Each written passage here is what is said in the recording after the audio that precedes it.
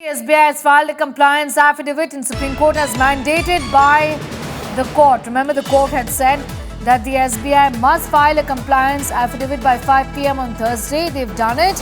SBI chairperson filed the affidavit before the Supreme Court of India, confirming that all details had been submitted in accordance with the order. Nalini is getting us more details on that story. Nalini, the SBI was required, in fact, to put out the details and also file a compliance affidavit by 5 p.m. today, which they've done. Just talk to us about what has been said by the SBI to court. So, Sneha, the deadline for the SBI was, like you said, 5 p.m. today to not just supply the details to the Election Commission, but also file a compliance affidavit before the top court, saying that all the details have been supplied. And in accordance with that, the SBI has filed this affidavit, and what they've said is that all of the details that were there in their custody have all been handed over to the Election Commission, including the unique alphanumeric number of each electoral bond that was issued. In addition to that, what they've also said is that the complete bank account numbers and KYC details of the political parties are not being made public, as it may compromise the security of the account.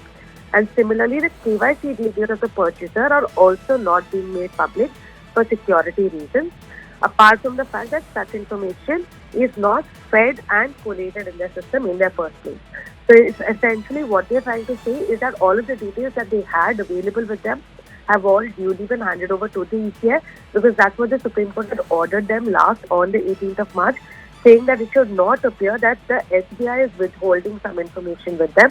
So every possible information that they have available with them should be given to the ECI, which the SBI has now done and confirmed to the top court that the orders have now been fully complied with. Talk to us a little about this entire controversy ever since this matter has been heard by the court. And the court had also said that in the alphanumerical format, you have to in fact submit the information. A little bit of a background into this for viewers who've just joined us, Nalini. And in addition to this, Sneha, another thing that the Supreme Court had said is that as soon as the Election Commission gets these details from the SBI, they have to publish these details forthwith. So even earlier, we've seen the Election Commission move with a lot of speed when it came to publishing the information that they had with them regarding the electoral bonds. So we can expect for the Election Commission to also put out these details.